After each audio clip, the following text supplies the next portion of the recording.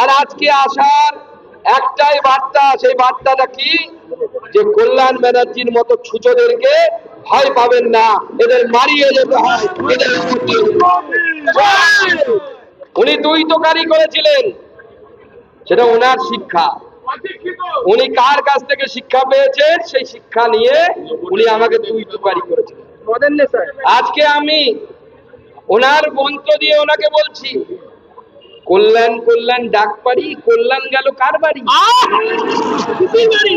খুঁজে পাওয়া যাচ্ছিল তো, পেয়েছেন? কালকে এত বড় বড় কথা বললো, সে সুকান্ত মজুমদার এসে ভাষণ দিয়ে আর বেরোতে দেবো না, এত দম, এই করবো, হ্যান করবো, ত্যান করবো। তো কল্যাণ কল্যাণ ডাক পারি, কল্যাণ গেল কার বাড়ি? আই কল্যাণ দেখে যা বিজেপির কল্যাণ দা, আপনি আমাকে দুই তুকারি করতে পারেন, আমি আপনাকে দাদাই বলবো, কোনো অসুবিধা নেই। কারণ আমাদের নরেন্দ্র মোদী এই শিক্ষা দেয় যে রাজনৈতিক বিরোধিতা থাকবে, কিন্তু আমরা শত্রুতার নীতিতে বিশ্বাস করি না। কিন্তু কি হয় আমরা জানি, কুকুর মুগুরে ভক্ত, তাই তো? সেজন্য আমাদের কর্মীদেরকে বলেছিলাম যে দেখো, একটা রামচরিত মানুষের কথা আছে, প্রেম ছাড়া, প্রেম কোনদিন ভীতি ছাড়া হয় না, ভয় ছাড়া কোনদিন প্রেম হয় না, রামচরিত মানুষের। তাই আমার কর্মীরা আজকে ঝান্ডাও এনেছে, তার সাথে সেটা তৈরি হয়ে থাকুন।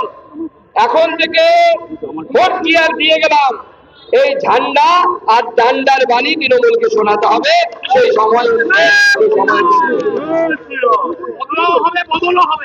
আমরা ভেবেছিলাম আজকে যে কল্যাণদা দাঁড়িয়ে থাকবেন, হাতে বন্দুক, বাজুকা, কামান টামান নিয়ে, দেখতে পেলাম না। আমি তখন বারবার রাস্তার চারদিকে আস্তে আস্তে দেখছিলাম, কোথায় কল্যাণদা, কোথায় পাচ্ছি না খুঁজে।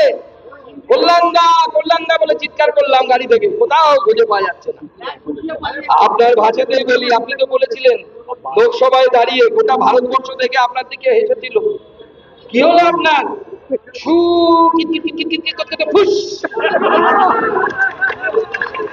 মোদীজিকে বলেছিলেন না 303, 300 পার না 400 পার থেকে 240-এ, আর আপনি আজকে তো কিট শুরুই করতে পারলেন না, কোর্টে গুটি ফেলার আগে আপনি আউট হয়ে গেলেন, তার আগে আউট বলছেন যে না আমি দেখুন,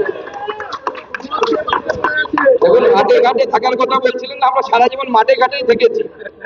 বিশ্বাস না হয় এখনই চলুন, তৃণমূলের সব নেতা আর আমি যাব জমিতে, দেখো কে কত মাঠে ঘাটে ঘুরতে পারে। জমির আল হয়, সেই আলের উপর দিয়ে দৌড় কম্পিটিশন হবে, দেখে তৃণমূলের কোন নেতা দৌড়ে পারে আমার সাথে।